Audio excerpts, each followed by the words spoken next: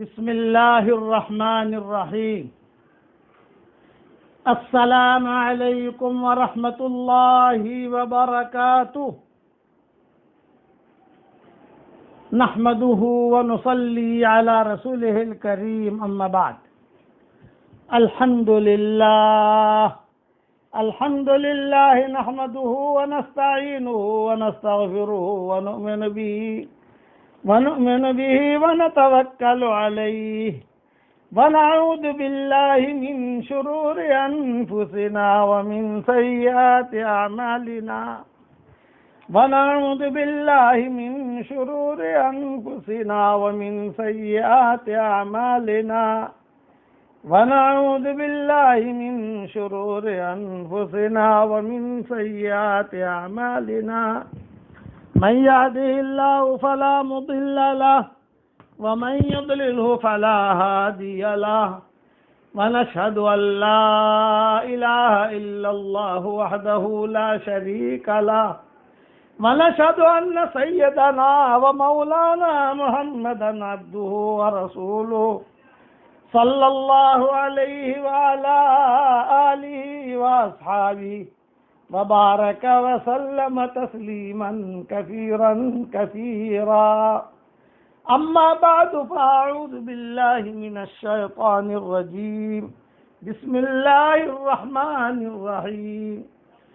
إنا فتحنا لك فتحا مبينا ليغفر لك الله ما تقدم من ذنبك وما تأخر، ويتم نعمته عليك ويهديك صراطا مستقيما، وينصرك الله نصرا عزيزا۔ صدق اللہ العظیم۔ قابل احترام مائیں، بہنیں، بیٹیاں، بہوئیں، ہمارے بھائی، محترم حضرات، دنیا بھر میں جہاں جہاں بھی یہ آواز پہنچ رہی ہے، سب کے لیے میں دعا کرتا ہوں کہ اللہ تعالیٰ آپ سب کو، ہم سب کو اور ہم سب کی قیامت تک کے آنے والی نسلوں کے لیے دنیا میں بھی جنت کے فیصلے فرمائے اور آخرت میں بھی جنت کے فیصلے فرمائے، اور دونوں جہاں کی سرخروئی کا اللہ تعالیٰ ہم سب کے لیے فیصلے فرمائے، آمین۔ سلسلہ وار مضمون چل رہا تھا فتح مکہ کا۔ ایک بات میں عرض کر دوں کہ عبداللہ ابن ابی سعد ابن ابی سرا جو مسلمان ہوئے، پہلے وہ قصہ مختصر میں عرض کر دوں، بعد میں دوسرا انشاءاللہ شروع کرتا ہوں مضمون اسی سلسلے میں۔ تو آپ صلی اللہ علیہ وسلم کے پاس حضرت عثمان بار بار لاتے رہے، بھئی یہ ہے عبداللہ ابن اسعد ابن ابی سرا ہے، آپ کے پاس آئے ہیں، آپ جو ہے اعراض کرتے تھے۔ بعد میں وہ مسلمان ہو گئے، رضی اللہ تعالیٰ عنہ بن گئے، اور عسقلان میں فجر کی نماز وہاں کے ذمہ دار تھے، اور فجر کی نماز پڑھانے کے لیے گئے۔ پہلا سلام پھیرا اور دوسرا سلام پھیرنے سے پہلے پہلے ان کا انتقال ہو گیا، اور عسقلان میں قبر ہے ان کی۔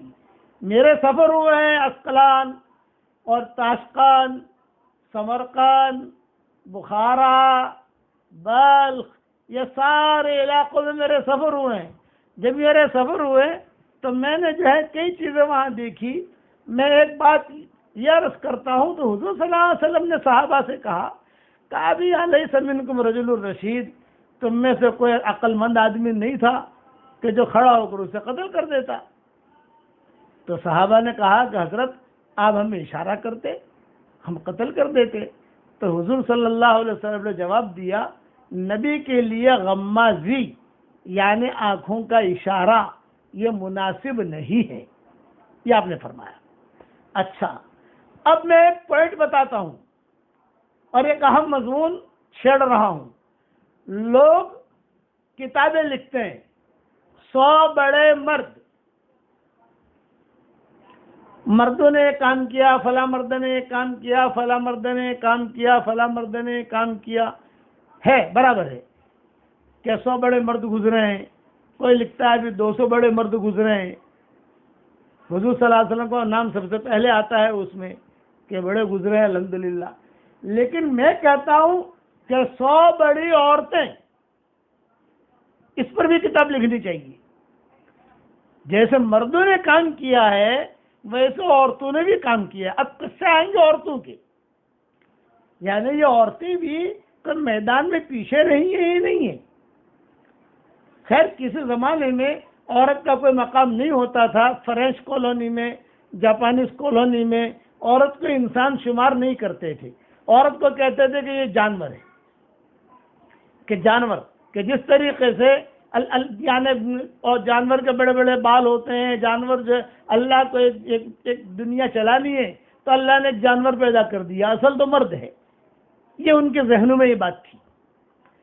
اسلام نے آ کر یہ خیالات ختم کر دیے. یہ کہا نہ بھائی، والمؤمنون والمؤمنات والمسلمون والمسلمات والمؤمنون والمؤمنات والقانتين والقانتات والصادقين والصادقات والصابرين والصابرات والخاشعين والخاشعات والمتصدقين والمتصدقات والصائمين والصائمات. جہاں مردوں کا تذکرہ کیا وہاں عورتوں کا بھی تذکرہ کیا.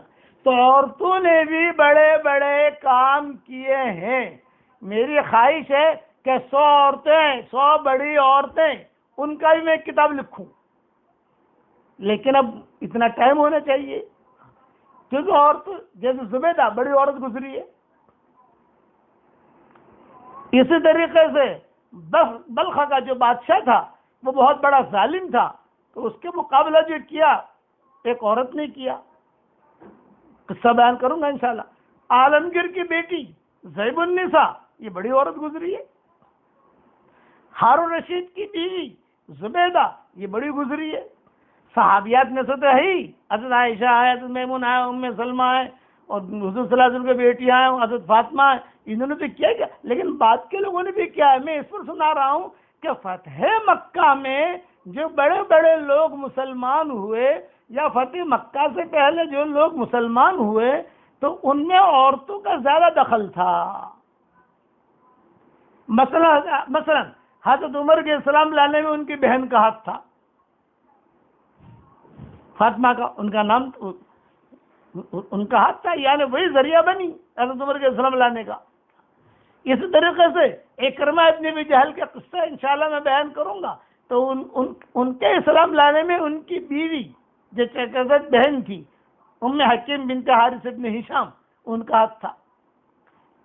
اسی طریقے سے صفوان ابن امیہ، ان کے اسلام لانے میں ان کی بیوی کا نام تھا، تو ہاتھ تھا. تو بیوی نے محنت کی. تو یہ ذہن میں رکھنا کہ صرف مردیں میدان میں نہیں ہیں، ان کو عورتیں بھی ہیں. ہماری شریعت میں کئی مسئلے ہیں جو عورتوں کی وجہ سے حل ہوئے. بڑی بڑی عورتیں گزری ہیں. بلخا کا ایک بادشاہ تھا، بہت بڑا ظالم، کتابوں میں لکھا ہے، بڑا ظالم. اسلامی حکومت تھی. تو یہ لکھا ہے علماء نے کہ اس نے ایک اعلان کیا، ظلم کا اعلان کیا پورے بلخ میں. اور یہ اعلان کیا کہ بھئی ہمیں ٹیکس دو، اور اگر ٹیکس نہیں دیا تو 6 مہینے میں ہمارا بلخ خالی کر دو. بھرا ہوا بلخ. اب جا کے دیکھو تو عجیب و غریب شہر ہے، کوئی تمدن یا کوئی بہت بڑا ترقی یافتہ ملک نہیں ہے، لیکن خیر انسان جہاں رہتا ہے وہی اس کا باغ ہے. حضرت امام مالک رحمۃ اللہ علیہ کہتے تھے جب بھی گھر میں آتے تھے امام مالک تو ان کے گھر میں ایک تختی لڑکی رہتی تھی. امام مالک کے گھر میں ماشاء اللہ لا قوت الا باللہ. ایک شاگرد نے پوچھا حضرت یہ تو باغ میں جانے کے لیے امام مالک سے. امام مالک نے کہا میرا باغ یہی ہے. ہر آدمی کا جو گھر ہے وہ اس کا باغ ہے. امام مالک کہتے تھے میرا باغ یہی ہے. مدینہ منورہ میں ان کے گھر میں جب جاتے تھے لوگ بہت بڑی تختی لٹکی رہتی تھی، ماشاء اللہ لا قوت الا باللہ. تو شاگرد پوچھتے تھے کہ یہ تو باغ کے بارے میں قرآن میں آیا ہے، وَلَوْلَا إِذْ دَخَلْتَ جَنَّتَكَ قُلْتَ مَا شَاءَ اللَّهُ لَا قُوَّةَ إِلَّا بِاللَّهِ. تو یہ تو باغ کے بارے میں. تو امام مالک نے کہا قصہ وہ ہے، لیکن یہ کہہ رہا میرا باغ یہ ہے بھائی، میری پراپرٹی یہ میرا باغ ہے، میں میرے گھر میں رکھوں گا، اس لیے گھر میں یہ تختے لگانی چاہیے، ماشاء اللہ لا قوت الا باللہ، اور کسی اچھے بزرگ کے ہاتھ سے لکھوا لو تو اور اچھا ہے، کوئی بزرگ آدمی جو ہے وہ لکھ کے دے دے اور اسی کو لٹکا دو تو اور اچھا ہے۔ تو میں بلخ کا قصہ سنا رہا ہوں، بڑے بڑے علماء تھے بلخ میں۔ اب کتابوں میں لکھا ہے کہ بادشاہ نے اعلان کیا، سارے بلخ والے پریشان، عورتوں کی فضیلت۔ اب میرا مضمون شروع ہوگا 5 6 7 دن عورتوں نے کیا کام کیا ہے۔ کبھی بھی عورتیں یہ نہیں سمجھے گا اب ہم کیا کر سکتی ہیں، نا آپ بہت کر سکتی ہو، آپ بہت کر سکتی ہو، اور کرنے والیوں نے کیا ہے۔ سارے علماء جمع ہوئے، بادشاہ کو سمجھایا، بادشاہ سلامت اتنا زیادہ ٹیکس تم مانگ رہے ہو، ہم تو 10 سال بھی اگر محنت کریں گے 10 سال تب بھی ہم یہ ٹیکس ادا نہیں کر سکتے، 10 سال۔ تو بادشاہ نے کہا نہ، وہ تھوڑا ایڑا ٹیڑھا تھا، جیسے آج کل بھی دنیا میں لوگ ایڑے ٹیڑھے ہیں نا کہ کسی کی بات سننا ہی نہیں، وہ ایڑا ٹیڑھا تھا۔ اس نے کہا نہ بھائی مجھے تو ٹیکس دو، تو آپ میرے بلخ میں رہو، ٹیکس نہیں دیتے تو میرا بلخ چھوڑ دو، 6 مہینہ رہنے کی اجازت ہے۔ اب آدمی 6 مہینے میں کہاں مکان بیچے گا، کہاں پراپرٹی بیچے گا، کہاں جائے گا۔ چنانچہ صاحب نے مشورہ کیا، مشورہ کر کے یہ بات طے ہوئی کہ چلو بھی اب یہاں تو کوئی ترتیب ہے نہیں پیمنٹ ادا کرنے کی، لیکن کسی نے کہا ہرات شہر ہے، ہرات اس کا نام ہے، ہرات۔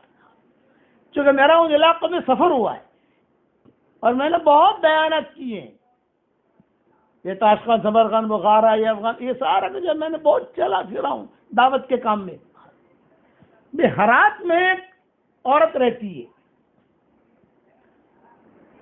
اس کے پاس جا کر بات کرو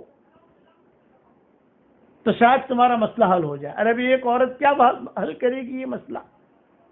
بلخا کا بادشاہ ہی ہو جائے، اب یہ عورت کیا کرے گی؟ یہ کہ میں جو کہتا ہوں تم کرو تو صحیح، تم جاؤ تو صحیح۔ چنانچہ بلخ کے علماء، بلخ کے فقہا، بلخ کے بڑے بڑے لوگ یہ سارے کے سارے ہرات پہنچے، وہاں جا کر اس عورت کا پتہ معلوم کیا۔ ہاں وہ عورت ہے، فلاں اس کا بنگلہ ہے، وہاں رہتی ہے، بھئی ہمیں ملنا ہے، تھوڑا کام ہے اس کا۔ بھئی کیا کام ہے اس عورت کا؟ وہ تو کسی سے ملتی نہیں ہے، وہ تو بہت پردے میں رہتی ہے، مشرہ خاتون ہے وہ، بھئی ہمیں بہت اہم کام کے لیے آئے ہیں۔ چنانچہ کتابوں میں لکھا ہے عورتیں کیسے ہوتی تھی، اللہ کرے آج ہماری عورتیں بھی ایسی ہوں، اللہ کرے کہ اس وقت میں جو مسلمان عورتیں ہیں نا یہ بھی اپنے اندر ایسے صفات پیدا کریں۔ چنانچہ وقت لیا، یہ ترتیب بنائی، اس نے ٹائم دیا، بھئی عصر سے لے کر مغرب تک ملوں گی، بس یہ میرا ٹائم ہے، فلاں تاریخ فلاں دن۔ بعض کتابوں میں لکھا ہے 15 دن کے بعد ٹائم دیا، مسافر آدمی، یہ تو بلخزائے دل کہہ رہے۔ خیر ہرات میں لوگوں نے اکرام کیا، بٹھایا کیا۔ غیاث الدین غوری، اب دیکھو تاریخ کی کتابوں میں لکھو غیاث الدین غوری، اس کا بھی اس قصے میں تذکرہ آتا ہے، غیاث الدین غوری۔ خیر وقت آ گیا، یہ لوگ جو سارے کے سارے پہنچے آپا کے پاس، پردے کے ساتھ بات ہوئی، ابھی کیسے آنا ہوا، کیا ہے کیا نہیں۔ انہوں نے کہا بلخ کا بادشاہ ظالم بادشاہ ہے، ہمیں بڑا پریشان کر رہا ہے اور اس نے ٹیکس مانگا، اب ہم ٹیکس تو نہیں دے سکتے۔ تو کسی نے کہا بھی آپ کچھ ہماری مدد کریں، تو اس عورت نے کیا جواب دیا؟ ہاں گھبراؤ مت، ٹیکس آپ کا ادا ہو جائے گا انشاءاللہ، اب ٹینشن مت لو۔ کتنے لوگ بلخ میں ہیں؟ کیونکہ اتنے ہزاروں ہیں، تو کوئی بات نہیں، اس سے 10 گنا ہوں گے تو بھی ٹیکس ادا ہو جائے گا انشاءاللہ، میں انتظام کروں گی۔ اب وہ انتظام کروں گی وہ جملہ کہہ کر وہ آپا تو اندر چلی گئی، یہ باہر بیٹھے رہے۔ مغرب کے نماز کے وقت ہو گیا، مسجد قریب میں ہوتی تھی، جیسے مصر میں آپ دیکھو، مصر چلے جاؤ، یا ہمارے یہاں ہندوستان میں ہمارے جو دیہات میں گاؤں ہوتے ہیں بھی مکانات ہوتے ہیں، قریب میں مسجدیں ہوتی ہیں۔ اب گاؤں میں دیہاتوں میں یا جو پرانے شہر ہیں، احمد آباد چلے جاؤ، آپ مثال لے رہا ہوں، سورت چلے جاؤ، جہاں چلے جاؤ تو وہاں پر قریب کراچی چلے جاؤ، لاہور چلے جاؤ، تو بھائی گھر بھی ہے مسجد بھی ہے، گھر بھی ہے مسجد بھی، ایسا ہی حالات تھا۔ انہوں نے کہا آپ نماز پڑھ کے آ رہے ہیں، انہوں نے کہا نہیں کل آنا، کل آپ کا انتظام ہو جائے گا۔ یہ لوگ یہ سمجھے کہ یہ جو ہے ہمیں کئی تھیلے میں بھر کر دینار درہم دے گی کہ بھئی یہ لے جاؤ اور تم اس کا قرض ادا کرو اور خوش و خرم زندگی گزارو۔ خیر، بعض علماء تھے ان میں، بعض فقہاء تھے، وہ کہتے تھے کہ رات بھر یہی سوچتے رہے کہ یار کیا ہوگا، کل کیا دے گی، اگر بہت زیادہ پیسے دیے تو ہم اٹھائیں گے کیسے؟ ایک آدمی پلاننگ کرتا ہے نا کہ لے کیسے جائیں گے، کیا کریں گے، کیسے۔ خیر، ہوتے ہوتے اللہ اللہ کرتے کرتے وقت آ گیا۔ جیسے کسی کا ویزا لگنا ہو ساؤتھ افریقہ کا، تو کل آئے پرسوں آئے، کل آئے پرسوں آئے۔ کینیڈا کا ویزا لگنا ہو، امریکہ کا ویزا لگنا ہو، تو آدمی ٹینشن میں رہتا ہے کہ یار لگے گا نہیں لگے گا، ریجیکٹ ہوگا، کیا ہوگا، کتنے مہینے کا لگے گا، کتنے سال کا لگے گا۔ ویسے وہ لوگ علماء بھی فکر میں تھے کہ اس نے وعدہ بھی کیا ہے لیکن چیک تو تھا نہیں، چیک پھاڑ کے لکھ کے دے دو، جاؤ دے دو۔ اب دوسرے دن گئے، وہاں جا کے بیٹھے تو کتابوں میں لکھا ہے کہ اس عورت نے بہت اکرام کیا۔ وہاں پر یہ ڈرائی فروٹ بہت ہوتے ہیں، بلک کے اندر ڈرائی فروٹ بہت سستے ملتے ہیں۔ ہرات یا افغانستان، وہاں ڈرائی فروٹ اور یہ سیب وغیرہ ساری چیزیں جو ہیں بہت سستی ملتی ہے اور بہت ٹاپ کوالٹی کی ہوتی ہے۔ انار بہت ہوتے ہیں۔ بہت اکرام کیا، بٹھایا، کیا سب، اور پھر گھر میں سے ایک معمولی سی تھیلی، معمولی تھیلی، کوئی لمبا چھوٹا تھیلی نہیں۔ ہمارے چھوٹے بچے بھی جو ہے، ہمارا عبداللہ بیٹھا ہے، یہ عبداللہ بھی اٹھا لے، عبد الرحمان بھی اٹھا لے، بلکہ ہمارا ولدان بھی اٹھا لے۔ وہ تھیلی پردے کے پیچھے سے ہی دے دی کہ لو یہ لے جاؤ، اس سے اپنا جو ہے کام پورا کرو، بیچو اس کو۔ انہوں نے کہا جی آپا اس سے کیا ہوگا، اس کا تو کچھ وزن بھی نہیں ہے۔ کہتے ہیں نہ بندہ نہ پرندہ، کہ یہ تو کچھ بھی نہیں ہے۔ یعنی عمران تم جاؤ بلکہ کے بادشاہ کو کہو، آپ کا قرض ادا ہو جائے گا، بلکہ پیسہ بچے گا۔ وہ چادر تھی، قیمتی چادر تھی، اور کتابوں میں لکھا ہے کہ وہ قیمتی چادر جو ہے وہ اصلی ہیرے جواہرات کی تھی، بھرے ہوئے تھے اصلی ہیرے جواہرات۔ اب وہ اس عورت کے پاس وہ چادر کہاں سے آئی، وہ انشاءاللہ اللہ مجھے توفیق دے گا تو بعد میں سناؤں گا۔ ابھی میں یہ سنا دیتا ہوں۔ یہ بڑے بڑے علماء جو ہے وہ چادر کو لے کر دیکھا تو بھی چادر تو ہے، بہت قیمتی ہے، لیکن اب اس کی قیمت کیا ہے پتہ نہیں۔ بلخ گئے، وہاں جا کر جو بلخ کے بڑے بڑے تاجر تھے ان سے کانٹیکٹ کیا۔ انہوں نے کہا بھائی یہ تو بہت قیمتی ہے، ہم اس کا پیمنٹ ادا نہیں کر سکتے۔ عورتیں بھی گزری ہیں، آج بھی عورتیں کام کر سکتی ہیں۔ مجھے ایک کرمایت بن جہل کا قصہ بیان کرنا ہے کہ ان کی بیوی نے سیٹنگ کی، وہ تو بھاگ گئے تھے فتح مکہ میں۔ صفوان ابن امیہ کے قصہ بیان کرنا ہے، وہ تو بھاگ گئے تھے، اور لیکن بیوی نے ترتیب بنائی کہ نہیں کسی طریقے سے میرا شوہر آ جائے۔ عورتیں بھی کام کر سکتی ہیں، یہ ذہن میں رکھنا۔ آپ اپنے دل میں مت لاؤ گے ہم کیا کر سکتے ہیں، نہ بہت کر سکتے ہو۔ کرنے کا دل میں عزیمت ہونی چاہیے، ہاں میں کروں، یہ دل میں ہونا چاہیے۔ چنانچہ سارے بلخ والے جمع ہوئے اور وہ بادشاہ ایک ہی بات کہتا ہے، ٹیکس لاؤ، ٹیکس لاؤ۔ چنانچہ سب نے مشورہ کیا، مشورہ کر کے یہ کہا بھئی اس کو بادشاہ کے پاس ہی چادر رکھ دو جا کر، بھئی تو ہی خرید لے اور ٹیکس لے لے، اور ٹیکس لے کر جو پیسہ بچتا ہے ہمیں دے دے تاکہ ہم عورت کو واپس کریں۔ وہ عورت نے جاتے ہوئے کہا تھا ایک جملہ، تمہارا ٹیکس ادا ہو جائے، پیسے بچ جائیں، پیسے لے کر آنا مت۔ آج عورتیں ایسی ہوتی ہیں، مجھے بتاؤ آج تو جتنا وصول کرنا ہو کر لے عورتیں، جو آتا ہے آنے دو نا۔ پرانے چپل سنبھال کے رکھے گی آج کی عورتیں، اور اللہ کی بندی کیوں رکھی ہے، یہ میری دادی نے دیا تھا، یہ میری ماں نے دیا تھا، یہ میری شادی میں ملا تھا۔ گھروں میں جا کے دیکھو آپ، پرانے کپڑے، خرچ کرو خرچ۔ خرچ کرنے سے اللہ کو خوشی ہوتی ہے، انفاق کو بیان کیا قرآن میں. تو اس عورت نے کہا پیسہ بچے گا، بلک کا سب کا ٹیکس ادا ہو کر پیسہ بچے گا، پیسہ لے کر میرے پاس مت آنا، اس کی مسجدیں بنا دینا. بادشاہ کے پاس لے کر گئے، بلخ کا بادشاہ، اس کے سامنے رکھا. یہ کیا لائے یہ تم؟ یہ کہا کہ آپ نے جو ٹیکس مانگا ہے، اتنے مسلمان ہیں، اتنا یہ ہے، ان کا ٹیکس لے لو. اچھا یہ تو بہت قیمتی چادر ہے، یہ کہاں سے لائے؟ یہ کہ ہرات سے، وہ ایک عورت نے دی. اچھا، تو بادشاہ کے دل پر چوٹ پڑی، اور بادشاہ نے یہ کہا کہ میں بادشاہ ہوں اور ایک عورت جو ان کی اتنی مدد کر سکتی ہے تو کیا میں ان کی مدد نہیں کر سکتا؟ بادشاہ نے وہ چادر واپس دے دی اور یہ کہا سارے بلخ والوں کا سارا ٹیکس معاف کر دیا ٹیکس، اور رہو یہاں عزت کے ساتھ رہو، کوئی ٹیکس نہیں، نہ ابھی نہ کبھی. یہ جملہ یاد رکھنا، یعنی ٹیکس نہ ابھی نہ کبھی. ارے میں تم سے ٹیکس نہیں لوں گا، میں تو نہیں لوں گا جب تک زندہ رہوں گا، تب تک اپنی زندگی گزارو. اس لیے کہ ایک عورت یعنی اتنا سارا خرچ کر سکتی ہے بلخ والوں پر، میں تو بادشاہ ہوں. معاف کر دیا. اب معاف کر دیا تو یہ علماء تھے، یہ لوگ بڑے لوگ تھے، دیندار تھے، تقویٰ تھا، آپس میں بیٹھے مشورے کے لیے کہ بھائی چلو یہ تو مسئلہ حل ہو گیا، لیکن یہ چادر کا کیا کرنا؟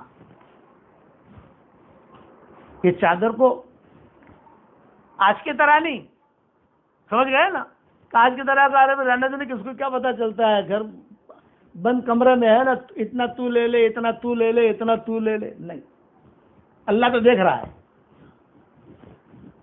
چنانچہ کتابوں میں لکھا ہے ان سب نے مشورہ کیا کہ چلو پھر ہرات کا سفر کریں. اب ہرات کا انہوں نے سفر شروع کیا واپس. بھائی آپا سے ملنا ہے.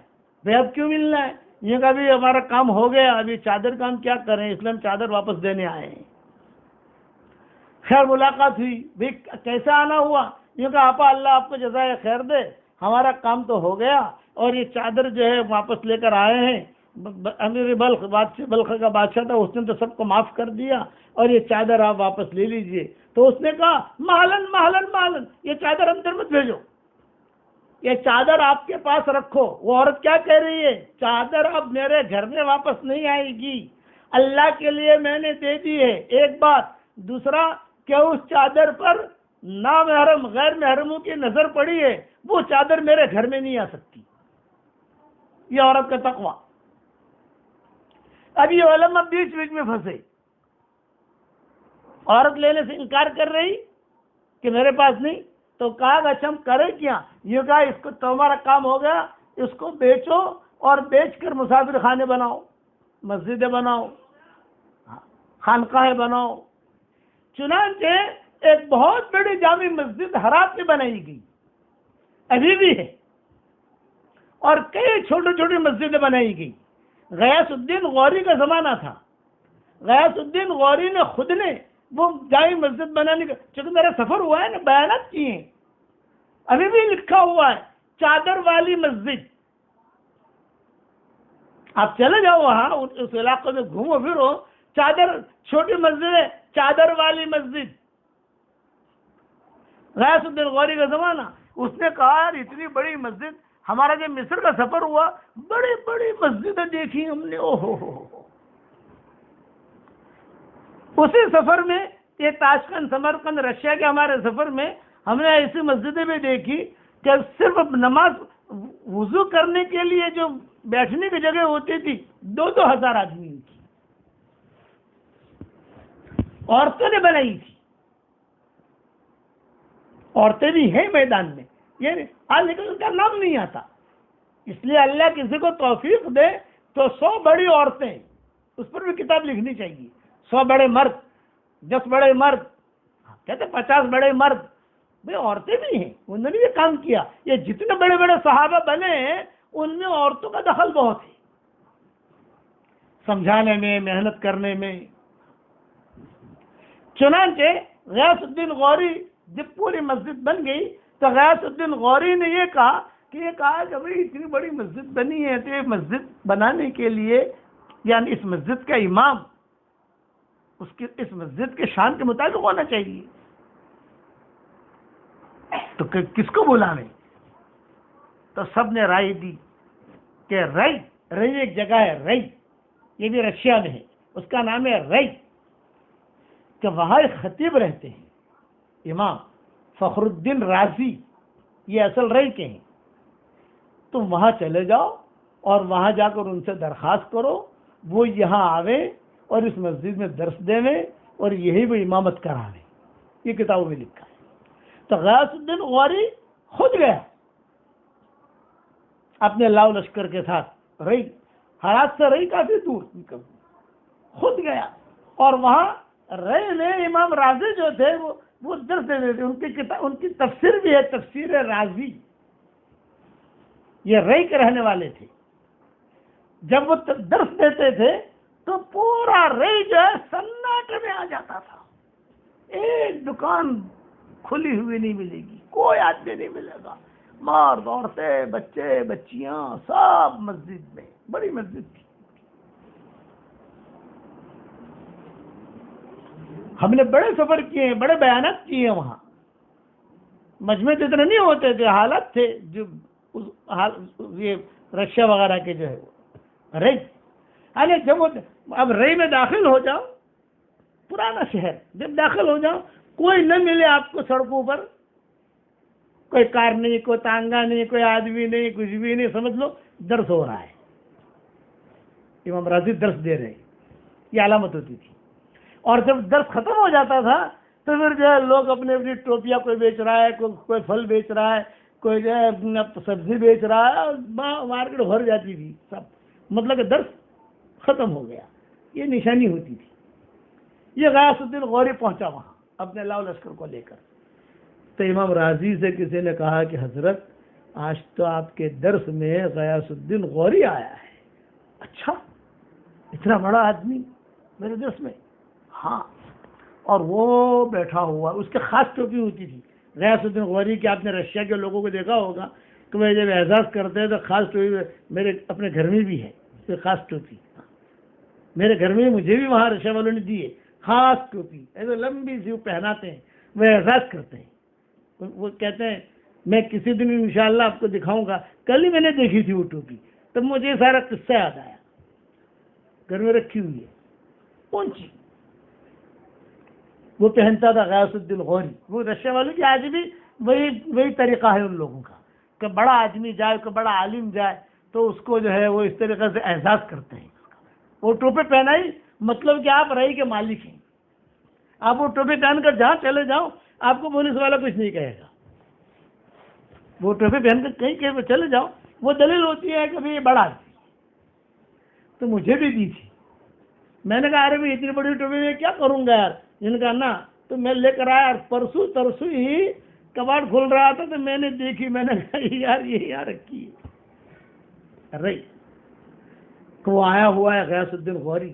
امام رازی نے کہا اچھا، اب غیاث الدین غوری جو ہے امام رازی سے ملاقات کے لیے آیا، امام رازی نے اکرام کیا، بھئی لاؤ، وہاں اکرام بہت ہوتا ہے، بھئی لاؤ یہ لاؤ یہ لاؤ، کیسا آنا ہوا آپ کا؟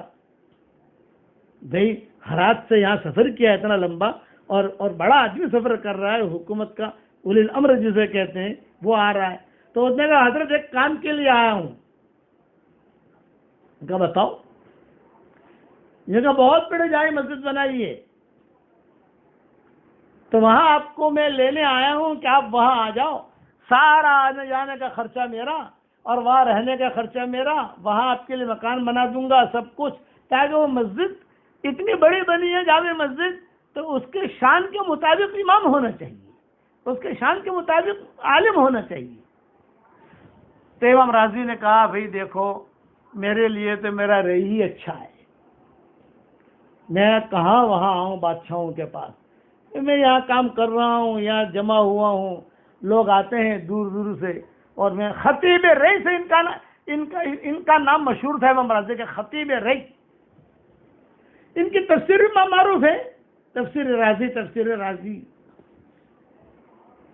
بادشاہ نے سارا قصہ سنایا، چادر والی عورت، چادر والی لڑکی.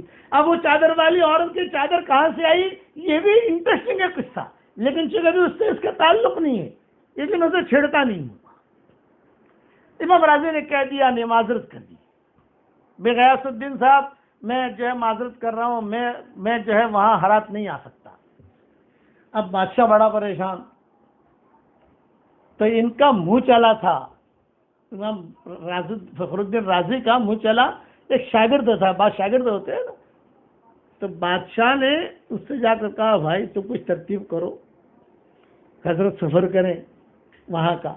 کہا دیکھو حضرت آنے والی نہیں ہے، لیکن ایک چابی ہے، ایک ترتیب کرو تو حضرت سفر کریں گے. یہ کہا کیا ترتیب کروں؟ یہ کہ حضرت کے سامنے صرف اتنا کہو اتنی بڑی مسجد ہم نے بنائی ہے لیکن وہاں قبلے میں اختلاف ہے، کچھ لوگ کہتے ہیں کہ یوں قبلہ ہے، کچھ کہتے ہیں کہ یوں قبلہ ہے، تو آپ جب آؤ گے وہاں تو ہمیں بتاؤ گے کہ صحیح قبلہ کون سا ہے. دیکھو بہت بڑی رقم لگی ہے اور وہاں علماء میں اور فقہاء میں اختلاف ہو رہا ہے اور سارے کے سارے آپ پر جڑ جائیں گے، یہ بات کہو تو مان جائیں گے. بادشاہ دوسرے دن پھر حاضر ہوا درس میں، سامنے بٹھایا، اس کو احترام کیا. فارغ ہونے کے بعد یوں کہا کہ حضرت اصل میں مسجد بہت لمبی چوڑی بن گئی ہے، بہت خرچہ بھی ہوا ہے، لیکن وہاں قبلے میں اختلاف ہے. اب قبلے میں اختلاف ہے تو اس کا فیصلہ تو آپ ہی کر سکتے ہیں اور خود دوسرا کوئی نہیں کر سکتا. یہاں امام راضی ٹھنڈے پڑ گئے، خطیب رہی بھائی تم اگر مسلمانوں کے قبلے کا اختلاف ہے تو پھر سفر کرنا چاہیے، چلو بھی سفر کی تیاری کرو. ایک دو ان کی بیویاں تھی، سب کو کہا، بادشاہ سے کہا بھی میں بغیر بیوی کو تو سفر نہیں کروں گا. یہ کہا حضرت آپ جس کو لینا چاہیں لے لیں، حضرت آپ جس کو لینا چاہیں. خیر خاندان میں سے لوگوں کو لیا، سفر کی تیاری ہوئی اور جو اپنا گھوڑے وغیرہ خچر اونٹنیاں جو اس دور کے اعتبار سے سفر کی تیاری تھی وہ کی. تو پھر بادشاہ تیسرے دن پھر آیا، سفر طے ہو گیا. بادشاہ نے کہا حضرت لمبا سفر ہے، جانا آنا، اس سے ہماری رائے یہ ہے کہ آپ جو اپنے ساتھ اپنے جو شاگرد ہوں ان کو بھی لے لو، تاکہ سفر میں بھی سبق ہوتا رہے اور وہاں پہنچ کر بھی سبق ہوتا رہے، اور جب فیصلہ ہو جائے قبلے کے بارے میں پھر جو ان کو لے کے آ جانا، سب خرچہ میں کروں گا. بادشاہ نے کہا میں پیسے لے کر آیا ہوں، شاگردوں کو بھی لے لو. شاگرد سن رہے تھے سارے، شاگرد نے کہا اچھا ہے فورن کا سفر ہو جائے گا یار، امام صاحب کے بدلے ہماری استاد کے بدلے سے آج کل تو فورن جانے کا شوق ہوتا ہے نا، کسی طرح کا سفر ہو جائے گا. چنانچہ امام راضی نے اعلان کر دیا، خاص شاگردوں کو لے لیا. جو فقہاء ہوتے تھے ان کے خاص شاگرد ہوتے تھے. امام ابو حنیفہ کے 19 خاص شاگرد تھے، 19 نہیں 50، میں بھول رہا ہوں، 50 ان کے خاص شاگرد تھے جن پر امام صاحب کو اعتماد تھا. وہ 50 یعنی کبھی جو کوئی مسئلہ آتا تو امام صاحب وہ 50 کے ساتھ مشورہ کرتے، تو ان میں نمبر ہوتے تھے. 19ویں نمبر پر عبداللہ بن مبارک تھے. عبداللہ بن مبارک کا نمبر 19ویں نمبر پر تھا، اور پہلے نمبر پر نمبر تھا ابو یوسف کا، اور دوسرے نمبر پر تھے امام محمد، تیسرے نمبر پر تھے امام زفر. باقاعدہ علماء نے یہ نمبر لکھے، پہلے نمبر پر یہ، دوسرے نمبر پر یہ، تو 19ویں نمبر پر عبداللہ بن مبارک کا نمبر آتا تھا. اتنا بڑا آدمی. ویسے فخر الدین رازی کے بھی شاگرد تھے، 50-100 جو بھی تھے ان کے شاگردوں کو لے لیا. بادشاہ خوش ہو گیا، چلو. لیکن بادشاہ کے ساتھ جو پولیس تھی اس نے کہا تم تو قبلے کی وجہ سے لے جا رہے ہو، وہاں قبلے کا مسئلہ حل ہو جائے گا، حضرت پھر واپس آئیں گے. کہا چلو جانے تو دو. اب جب ہرات پہنچے، یہ وہ عورت کی برکت ہے، چادر والی مسجد، چادر والی مسجد.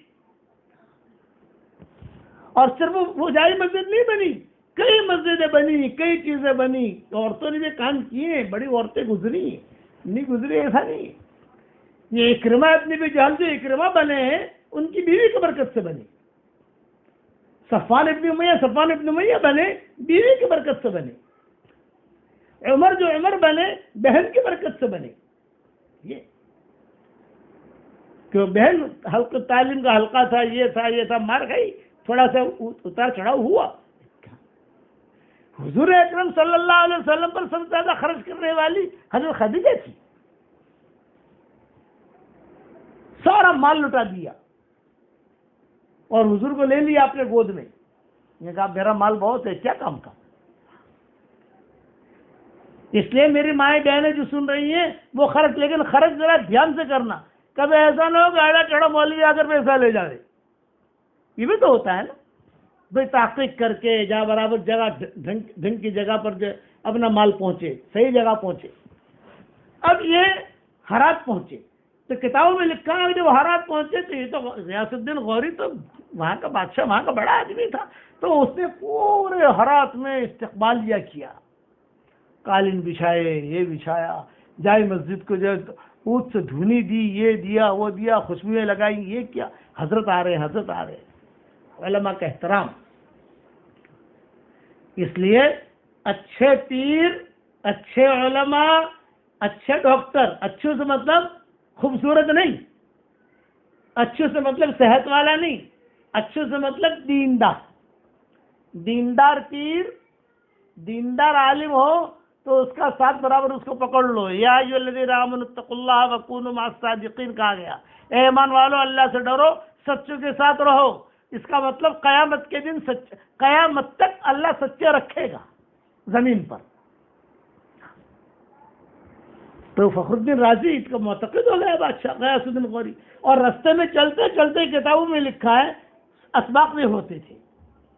کسی نہر کے قریب ٹھہر گئے، 2 دن ٹھہر گئے، آرام کیا، کھانا کھایا اور سبق بھی دیا.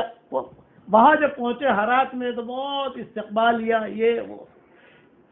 اور غیاث الدین غوری نے کہا کہ حضرت سب سے پہلے وہاں پہنچ کر انہوں نے مغرب کی نماز پڑھائی. کتابوں میں لکھا ہے. بڑا مجمع ہرات میں، خوبصورت مسجد ماشاءاللہ. اس دور میں تو یہ واٹس ایپ وغیرہ تھے نہیں جب ہمارا سفر ہوا، اس لیے ہم نے اس کے فوٹو بھی نہیں کھینچے. انہوں نے مسجد میں فوٹو کھینچنے کی. اب یعنی بتا وہ عورت کی، اس عورت میں کتنا ثواب ملے گا. نماز پڑھائی مغرب کی. اب عشاء کی نماز کیا کروں بھی، کتنے دن ٹھہرنا ہے. تو بادشاہ نے کیا کہا، حضرت اقامت کی نیت کر لیجیے. آپ اقامت کی نیت کر لیجیے. بھائی قبلے کے لیے آیا ہوں، قبلے کا مسئلہ حل کر کے چلا جاؤں گا. نہیں، اقامت کی نیت کر لیجیے.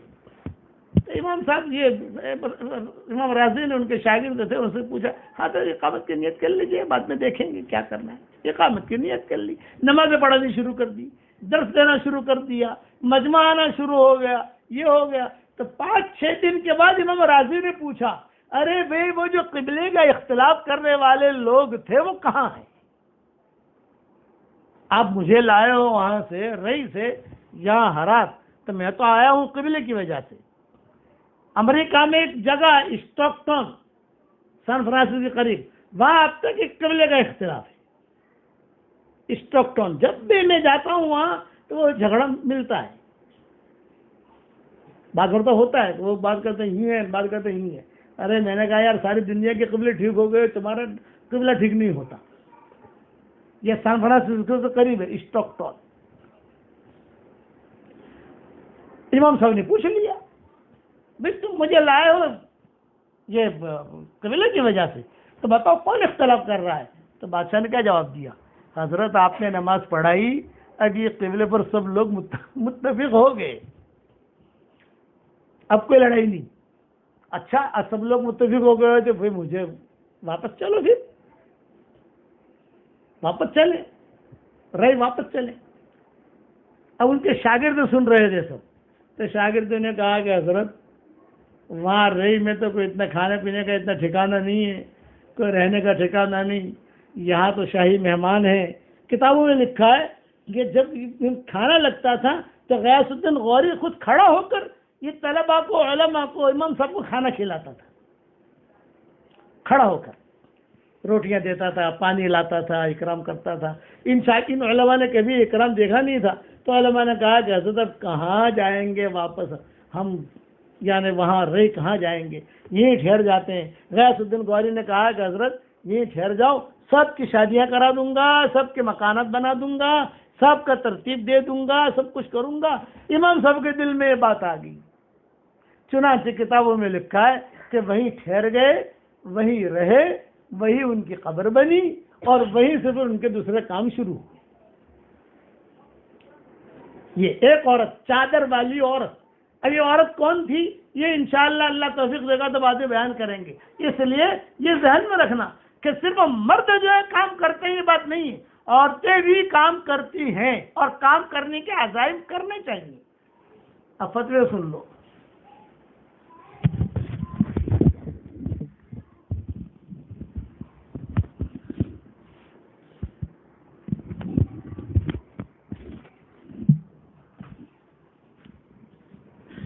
بسم اللہ الرحمن الرحیم. آج آپ لوگوں کے سامنے طبی اعتبار سے کچھ مسائل آپ لوگوں کے سامنے بتا دوں، طبیات سے متعلق. آج جو مسائل آپ لوگوں کو بتانے ہیں اس میں سے آج کل آپ عام طور پر آپ لوگوں نے دیکھا ہوگا کہ کسی انسان کو خون کی ضرورت ہوتی ہے، لوگ خون دیتے ہیں. کبھی انسان اپنا گردہ کسی کو دیتا ہے، کبھی انسان اپنے آنکھ کسی کو دیتا ہے، بلڈ ڈونیٹ جسے کہتے ہیں، خون عطیہ کرنا وغیرہ. تو اس سے متعلق کیا احکامات ہیں؟ اسی کو دوسرے لفظوں میں ہم کہہ سکتے ہیں اعضاء کی پیوند کاری، کہ کسی دوسرے انسان کا کوئی عضو ہو اسے نکال کر کسی دوسرے بیمار انسان کے جسم میں لگانا. اب عضو کوئی بھی ہو، چاہے آنکھ ہو، چاہے خون ہو، چاہے گردہ ہو یا کوئی بھی ہو، تو یہ اعضاء کی پیوند کاری کا کیا حکم ہے؟ تو اس سلسلے میں سب سے پہلے 2 اصول ذہن میں رکھیے. ان 2 اصولوں کے روشنی میں پھر سارے مسائل انشاءاللہ حل ہوتے رہیں گے، بلکہ 3 اصول ذہن میں رکھیں. ایک اصول تو یہ ہے کہ اللہ تبارک و تعالی نے انسان کو ایک قابل احترام اور قابل اکرام ہستی بنایا ہے. جس طریقے سے انسان احترام والا ہے، اسی طریقے سے انسان کے سارے اعضاء بھی احترام والے ہیں. انسان کے اسی احترام کی وجہ سے انسان کسی دوسرے انسان کا عضو دوسرے انسان کے لیے استعمال کرنا جائز نہیں ہے، حرام ہے. اس لیے کہ انسان قابل احترام ہے تو اس کا عضو بھی قابل احترام ہے. تو انسان کی شرافت اور کرامت کی وجہ سے اس کا عضو استعمال کرنا بھی جائز نہیں ہے عام حالات میں. ایک اصول تو یہ ہے.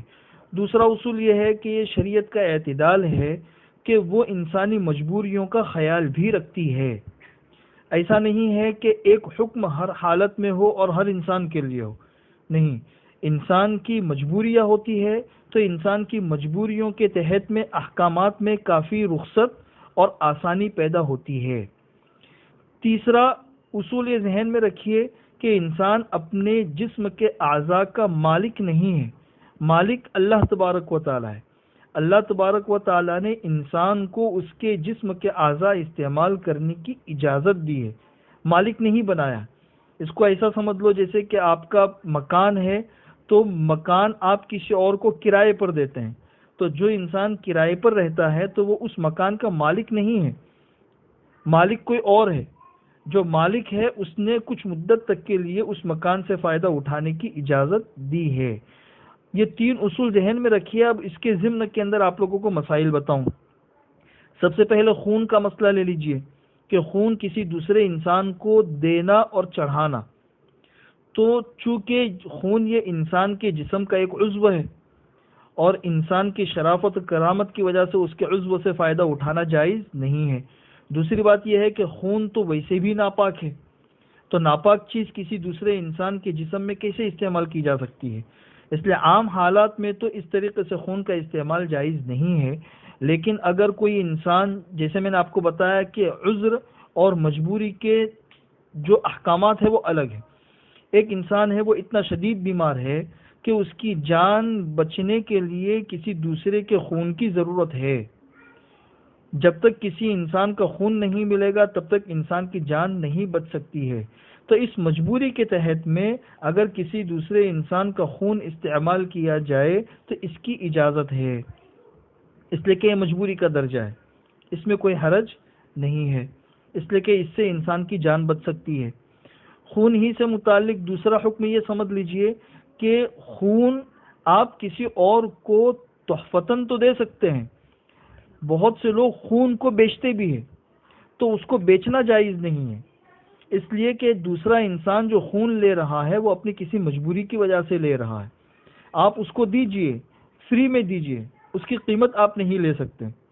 سامنے والا مریض ہے، اگر کوئی اس کو فری میں دینے کے لیے تیار نہیں ہے اور اس کو قیمتاً خریدنا پڑ رہا ہے تو مجبوری میں اسے قیمتاً خریدنے کی اجازت ہے، لیکن جو بیچ رہا ہے اس کے لیے اس کی قیمت لینا جائز نہیں ہے بلکہ حرام ہے۔ خون ہی سے متعلق ایک تیسرا مسئلہ یہ بھی دھیان میں رکھیے کہ بہت سی مرتبہ لوگ یہ پوچھتے ہیں کہ بھئی ایک مسلمان ہے تو مسلمان کا خون غیر مسلمان کو دے سکتے ہیں کہ نہیں، ایک مسلمان ہے تو اس کو کسی غیر مسلم کا خون دے سکتے ہیں کہ نہیں، چونکہ مذہب میں اختلاف ہے۔ تو اس کا جواب یہ دھیان میں رکھیے کہ جسم ہونے کے اعتبار سے سارے انسانوں کے جسم برابر ہے، چاہے مسلمان ہو چاہے غیر مسلم ہو۔ جس طریقے سے جھوٹا ہے، اگر کسی مسلمان نے کوئی پانی پیا ہے تو جس طرح اس کا جھوٹا پاک ہے، اسی طریقے سے کوئی غیر مسلم ہے تو اس کا جھوٹا بھی اسی طریقے سے پاک ہے، اس لیے کہ جسم ہونے کے اعتبار سے سب برابر ہے۔ تو صحیح بات تو یہ ہے کہ چاہے مسلمان کا خون ہو چاہے غیر مسلم کا خون ہو، دونوں میں سے ہر ایک کا خون دوسرے کے لیے استعمال کیا جا سکتا ہے، لیکن جس طریقے سے غذا کے اثرات ہوتے ہیں اسی طریقے سے خون کے بھی اثرات ہوتے ہیں۔ جس طریقے سے پاکیزہ غذا سے پاکیزہ جذبات پیدا ہوتے ہیں اور حرام غذا سے حرام جذبات پیدا ہوتے ہیں، تو اسی طریقے سے خون کے بھی اپنے اثرات ہوتے ہیں۔ اس لیے بہتر اور افضل طریقہ تو یہی ہے کہ مسلمان کو مسلمان کا ہی خون لینا چاہیے، غیر مسلم کے خون سے اپنے آپ کو بچانا چاہیے۔ خون سے متعلق چوتھا اہم مسئلہ یہ ہے کہ لوگ یہ پوچھتے ہیں کہ جس طریقے سے بچہ چھوٹا ہوتا ہے تو 2 سال تک کسی عورت نے اگر دودھ پلایا تو دودھ پلانے کی وجہ سے حرمت رضاعت ثابت ہو جاتی ہے۔ حرمت رضاعت، جس طریقے سے نسبی حقیقی رشتے ہوتے ہیں تو اسی طریقے سے دودھ کے بھی رشتے ہوتے ہیں۔ تو کیا خون کے دینے کی وجہ سے بھی اسی قسم کی حرمت ثابت ہوتی ہے کہ نہیں ہوتی ہے؟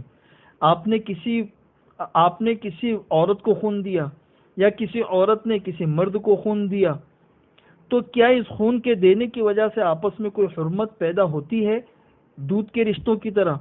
تو جواب یہ ہے کہ خون کے دینے کی وجہ سے کوئی حرمت اس طریقے سے ثابت نہیں ہوتی ہے، اس لیے کہ دودھ جو ہے وہ غذا ہے اور یہ خون جو ہے یہ علاج کے طور پر ہے، دوا ہے، دونوں کے اندر بہت بڑا فرق ہے۔ اس لیے بلڈ ٹرانسفیوژن جسے کہتے ہیں، انتقال دم، اس کی وجہ سے کوئی حرمت ثابت نہیں ہوتی ہے۔ خون کے علاوہ ایک مادہ تولید ہوتا ہے، اس کے بھی فروخت کا اور بیچنے کا اس زمانے کے اندر بہت رواج ہے، بہت سے لوگ یہ کام بھی کرتے ہیں۔ تو مادہ تولید کو بیچنا یہ بھی حرام ہے، ایک تو انسانی شرافت کی وجہ سے اور دوسرا اس کی وجہ سے نسب میں بھی اشتباہ اور اختلاط پیدا ہو جاتا ہے۔ زنا کی حرمت کی ایک اہم وجہ یہ بھی ہے کہ نسب جو ہے نا وہ محفوظ نہیں رہتے ہیں، تو اسی طریقے سے اس چیز کو بیچنے کی وجہ سے بھی نسب کے اندر چونکہ اختلاط پیدا ہوتا ہے، اشتباہ پیدا ہوتا ہے، اس لیے اس کو بیچنا بھی جائز نہیں ہے۔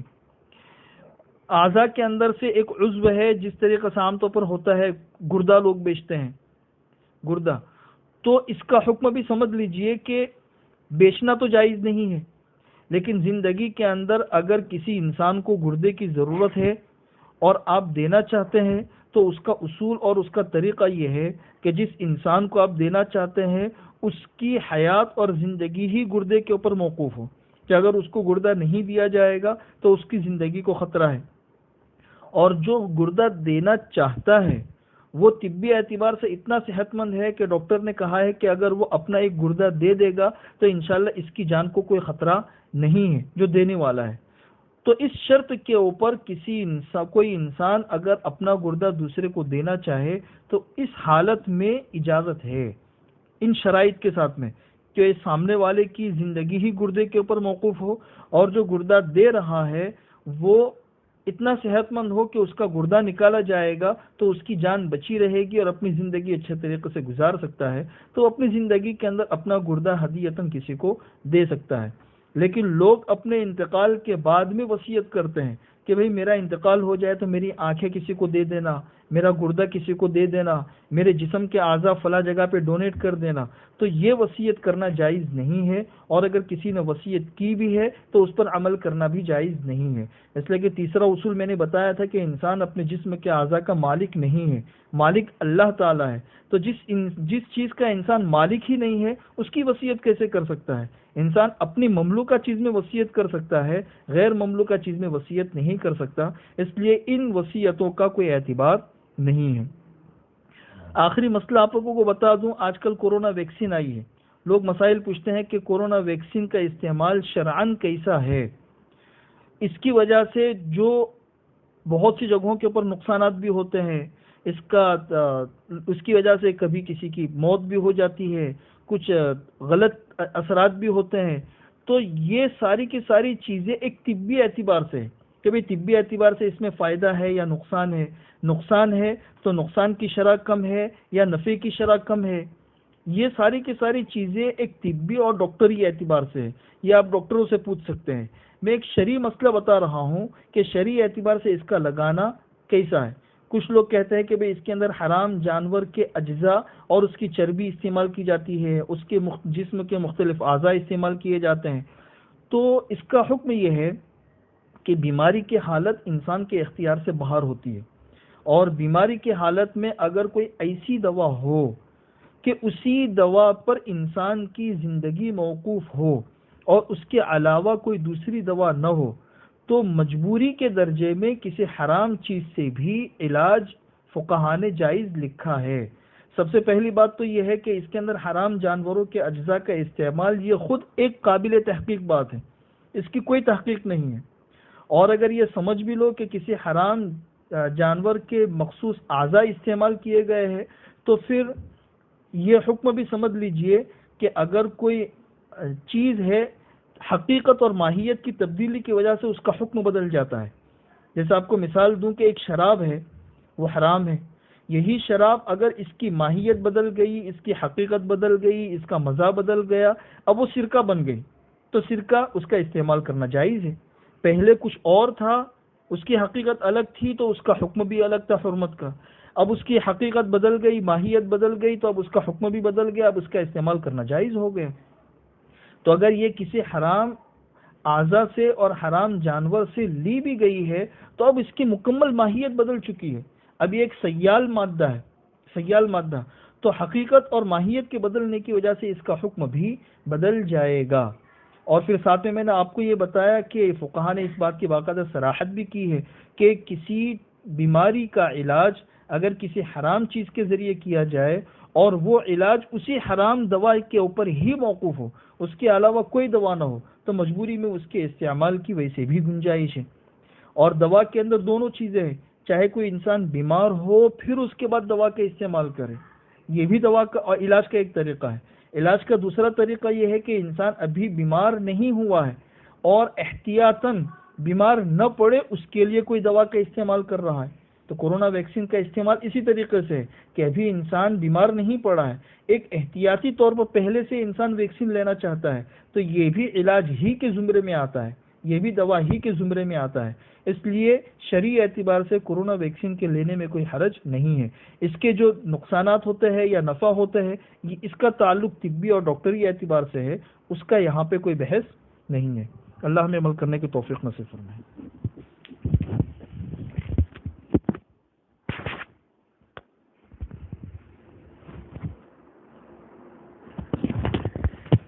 ایک ہدیہ دے رہا ہوں آپ لوگوں کو۔ حضرت محمد صلی اللہ علیہ وسلم ہمارا ہاتھ پکڑ کر حشر کے میدان میں جنت میں داخل کرا دیں گے انشاءاللہ۔ صبح کے وقت میں صرف ایک مرتبہ ایک دعا پڑھنی ہے، صرف ایک مرتبہ پڑھو میرے ساتھ۔ رضیت باللہ ربا وبالاسلام دینا وبمحمد صلی اللہ علیہ وسلم رسولا و نبیا۔ حدیث شریف میں آتا ہے صبح کے وقت میں فجر کی نماز کے بعد کوئی آدمی ایک مرتبہ یہ دعا پڑھ لے تو حضرت محمد صلی اللہ علیہ وسلم اس کا ہاتھ پکڑ کر جنت میں داخل فرما دیں گے۔ یہ حدیث طبرانی میں بھی ہے، متجر الرابع فی ثواب العمل الصالح میں بھی ہے، اور میری کتاب جو مومن کا ہتھیار ہے صبح کی دعاؤں میں بھی ہے، اور بکھرے موتی میں بھی ہے۔ اس لیے آپ حضرات سب کو میں نے یہ دعا سکھا دی، انشاءاللہ امیجز بنا کر میں بھیجوں گا انشاءاللہ، لیکن اسے پکڑ لو، اسے روزانہ ایک مرتبہ پڑھنا ہے۔ فضیلت کتنی بڑی ہے اور صحیح حدیث ہے الحمدللہ، اسے اس کا خوب خیال رکھیں۔ اور آپ حضرات سے درخواست کرتا ہوں کہ میری کتاب جو مومن کا ہتھیار ہے صبح شام اس کے پڑھنے کی پابندی کیجیے۔ اب نئی مومن کا ہتھیار بھی آ گئی ہے، نئی 26 صورتیں بھی آ گئی ہیں، سب کچھ پڑھتے رہیے۔ اللہ تعالی ہم سب کو عمل کرنے کی توفیق عطا فرمائے۔ تیری عظمتوں سے ہوں بے خبر، تیری عظمتوں سے ہوں بے خبر، یہ میری نظر کا قصور ہے۔ تیری عظمتوں سے ہوں بے خبر، یہ میری نظر کا قصور ہے۔ تیری رہگذر میں قدم قدم، کہیں عرش ہے کہیں طور ہے۔ تیری رہگذر میں قدم قدم، کہیں عرش ہے کہیں طور ہے۔ یہ بجا ہے مالک بندگی، یہ بجا ہے مالک بندگی، میری بندگی میں قصور ہے۔ یہ بجا ہے مالک بندگی، میری بندگی میں قصور ہے۔ یہ خطا ہے میری خطا مگر، یہ خطا ہے میری خطا مگر، تیرا نام بھی تو غفور ہے، تیرا نام بھی تو غفور ہے۔ یہ بتا کہ تجھ سے ملوں کہاں، یہ بتا کہ تجھ سے ملوں کہاں، یہ بتا کہ تجھ سے ملوں کہاں، مجھے تجھ سے ملنا ضرور ہے، مجھے تجھ سے ملنا ضرور ہے۔ کہیں دل کی شرط نہ ڈالنا، کہیں دل کی شرط نہ ڈالنا، ابھی دل نگاہوں سے دور ہے، ابھی دل نگاہوں سے دور ہے، ابھی دل نگاہوں سے دور ہے۔ اے اللہ ساری تعریفیں تیرے لیے ہیں، اے اللہ ساری زمینیں تیری ہیں، اے اللہ سارے آسمان تیرے ہیں، اے اللہ ساری جنتیں تیری ہیں، اے اللہ سارے سمندر تیرے ہیں، اے اللہ سارے ملک تیرے ہیں، اے اللہ سارے درخت تیرے ہیں، اے اللہ جتنے تیرے بندے اور بندیاں دنیا میں ہیں، اے اللہ تو ہم سب کے لیے ہدایت کے فیصلے فرما، اے اللہ ہم سب کے لیے ہدایت کے فیصلے فرما۔ مغفرت کا عشرہ شروع ہو چکا ہے، اے اللہ پہلے ہی رات میں مغفرت کے چادر میں تو ہم سب کو ڈھانپ لے، مغفرت کے چادر میں تو ہم سب کو ڈھانپ لے۔ اگر تو نے ہمیں معاف کر دیا، تیری دریائے مغفرت میں سے کمی واقع نہیں ہوگی، تو ہم سب کو معاف فرما دے، معافی کا قلم پھیر دے۔ نادانی کی وجہ سے تیرے راستے سے ہم دور رہے ہیں، اے اللہ میرے دل کی تمام گندگیوں کو دھو دے اور ہماری دل کی دنیا بدل دے، ہمارے دل کی تمام گندگیوں کو دھو دے اور ہمارے دل کی دنیا بدل دے۔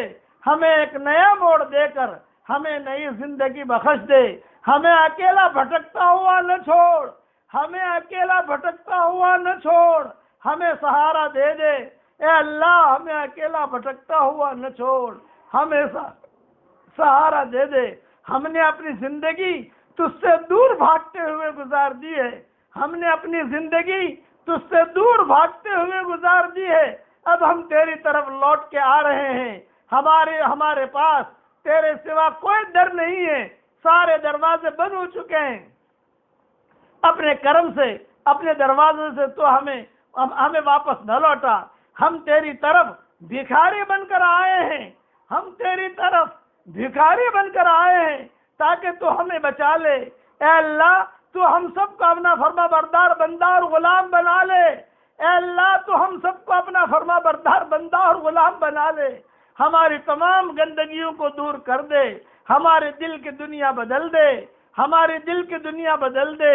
اے اللہ ہم زندگی بھر اپنی خواہشات کی پیروی کرتے رہے، ہم زندگی بھر اپنے خواہشات کی پیروی کرتے رہے اور شیطان اور نفس کی بندگی کرتے رہے اور شیطان اور نفس کی بندگی کرتے رہے، لیکن اب ہمیں سمجھ میں آ گیا ہے تیرے دروازے کے سوا کوئی دروازہ نہیں ہے، تیرے دروازے کے سوا کوئی دروازہ نہیں ہے، ہم تجھ سے تیری مدد کی بھیک مانگتے ہیں، ہم تجھ سے تیری مدد کی بھیک مانگتے ہیں، ہمارے مردہ دل کو زندگی بخش دے، ہمارے مردہ دل کو زندگی بخش دے اور ہمیں ایک نیا موڑ دے کر اثر نو زندگی بخش دے۔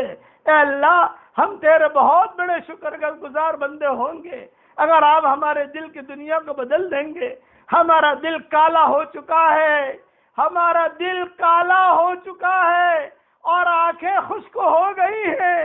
اے اللہ، ہمارے دل کالے ہو گئے ہیں اور آنکھیں خشک ہو گئی ہیں۔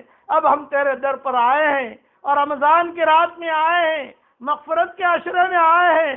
اب ہمیں دھتکار نہ دے، ہمیں مایوس نہ فرما، آج ہمارے گناہوں کو معاف فرما دے، ہمارے دل کی دنیا کو بدل دے، ہمیں آوارہ بھٹکتا ہوا نہ چھوڑ، ہم سب کو معاف کر دے، ہمارے دل کی دنیا بدل دے، ہمارے دل کو سنبھال لے۔ اے مالک، ہمارے دل کی دنیا کو سنبھال لے اور ہمیں نئی زندگی بخش دے۔ اے اللہ، جہاں جہاں بھی آمین کہی جا رہی ہے، ان سب کے آمین کے کہنے کو قبول فرما، جو پریشان حال ہوں ان کی پریشانیوں کو دور فرما، اقوام عالم کی ہدایت کے فیصلے فرما۔ اے اللہ، جتنے اندھیرے ہیں ان اندھیروں کو تو ختم فرما دے، اندھیروں کو اندھیروں سے ٹکرا دے اور حق والوں کو تو پوری پوری حفاظت فرما۔